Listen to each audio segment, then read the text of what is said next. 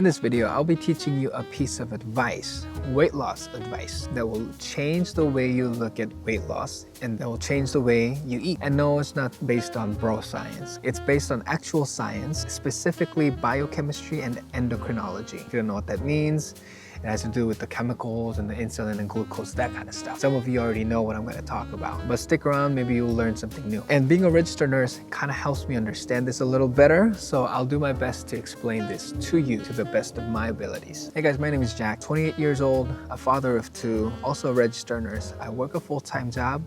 I hope to not work a full-time job. And I love doing this. This is passion for me. And let me tell you, myself, my wife, my sister, and her boyfriend, we have been on a weight loss journey since the 1st of June. And our goal is to lose 100 pounds in just 10 weeks. All together, of course. Me, 100 pounds would be half of me, so not possible. My goal is to lose 16 pounds in just 10 weeks. And I'm almost halfway there with just 2 weeks. Imagine me keep doing it for 8 more weeks. Maybe I will be half of me.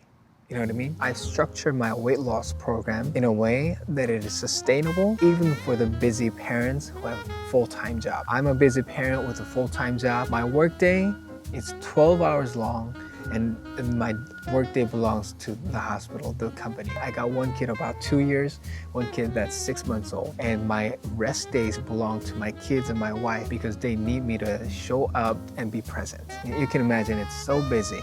It's busy. So let me tell you, when I say it's sustainable, and this weight loss program and the structure that I set up is so effective that both my wife and I lost about 5, 6, 7 pounds in just 2 weeks. And we are building momentum, building acceleration to start losing even more at a faster rate. I don't know about my sister and her boyfriend. Their progress seems a little sluggish.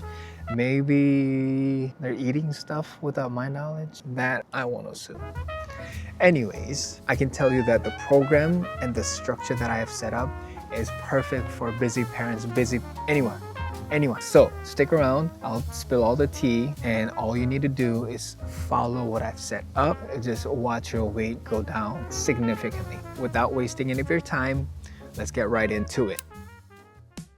Now, I know a lot of you guys have heard about intermittent fasting already, and you know that it's generally 8 hours of eating and 16 hours of fasting, because in the fasting state, we burn fat. But did you know that when you break your fast, aka breakfast, you have to eat protein and fat mainly? So the good thing about intermittent fasting, other than the fact that it's easier to control your appetite, that's the part that everybody knows about. Here's what I'm gonna tell you that not a lot of people know. Intermittent fasting.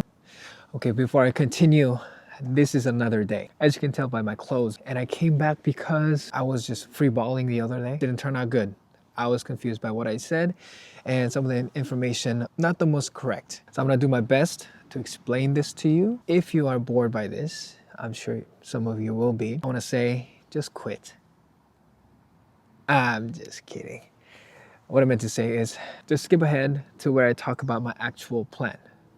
For those of you who stayed, here we go. Simple dummy version is this. Food is energy. If extra energy, then stored energy. If stored energy, glycogen and fat. And fat, more weight. Good. But less food, less energy. If less energy, we use stored energy. If no more stored energy, we use fat. We use fat, that means fat burning. If we consume more energy than our body needs to function, then our body releases insulin to store those extra energy into glycogen in our muscle and liver and fat, and you know where that gets stored. On the other hand, if we consume less energy than our body needs to maintain its function, then it breaks down glycogen from our muscles and then glycogen from our liver. Only after all the glycogen store is used up, our body starts to break down fat to use as energy. So most of us, when we eat and exercise hard and don't care about the amount of calories we take in, we often just use the glycogen store and never start to use the fat. And we see this in individuals who exercise a lot but still don't lose any fat. And we wonder why. This is why. And let me pause there. Isn't that amazing? God is so creative and God is so good. God is so wise and smart. But we knew this. God is real. Let's continue. So enters intermittent fasting. And before I say anything about intermittent fasting, I want to get something straight. Yes, it is simply energy in and energy out.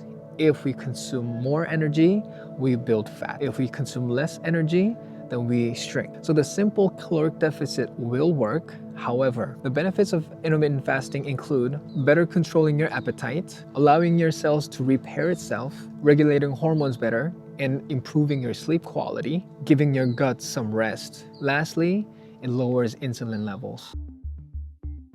Insulin turns extra glucose into glycogen, but also insulin prevents fat burn. So it is very important to keep the blood glucose level down as well as blood insulin level down. Fasting for prolonged periods of time, 16 hours for example, will help to keep the insulin level down for prolonged periods of time. Once we do this for long enough, maybe 2 weeks, 4 weeks, it'll become more sensitive to insulin, meaning our body can use less insulin to maintain the glucose level after our meals. So the way I structured our meals and our exercise plan has one purpose and one purpose only, and that is to prevent glucose spikes.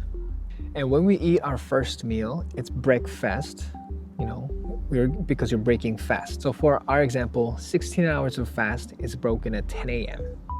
So at 10 a.m. we eat eggs, 2 eggs, an avocado, and some type of fruit. This is very strategic because when we come out of our fasting state, we don't want to bombard our body by consuming a whole bunch of carbohydrates that'll spike up our glucose. If you didn't know, eating foods high in carbohydrates will spike our blood glucose, but if you eat foods that are high in protein and fat, we can keep our glucose level relatively the same. And throughout the day, the rest of the meals are similar. High in protein with a little bit of fat and a little bit of carbs. Protein not only keeps glucose down, but it's necessary for muscle building, and it actually burns calories to digest the protein, and it keeps you full for longer. I'm not done yet because we have to talk about moving our body. And this is very important in keeping our blood glucose and insulin levels down. Simple rule of thumb, you hear this all the time, do not lay down, do not sit around after your meal. But did you know why? The reason behind that is, if we just eat and chill, that causes a bigger spike in our blood glucose level, which then in turn causes our insulin level to also go up. But by simply taking a walk outside or marching in place, or in my case, playing with the kids, cleaning up their mess, or changing their diaper, it allows us to use the energy that we just consumed. That way, it doesn't cause a spike in blood glucose, it doesn't cause a spike in the insulin, and nothing gets turned into glycogen and fat. And then we move on with our day. Here's the real kicker. There's a cheeky little thing I did with our scheduling to more effectively burn fat, and that is placing our daily big exercise at the end of the day. We're busy people, right? Of course, we don't find time during the day to exercise or whatnot, so it works out for us. Of course, you can work out in the morning, that could burn fat as well. However,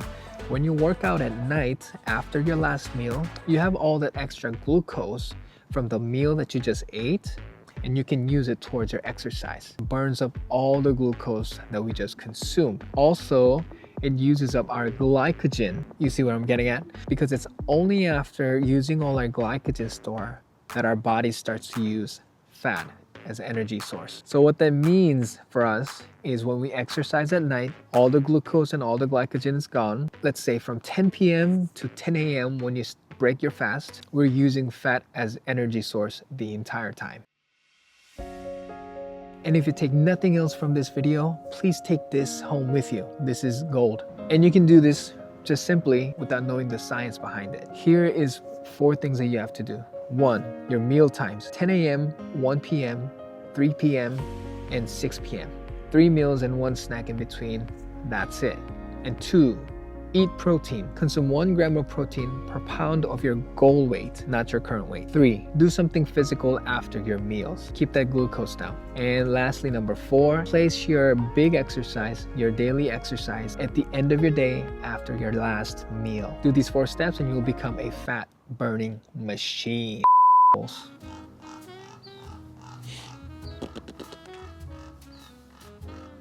Blood sugar levels by turning glucose into glycogen.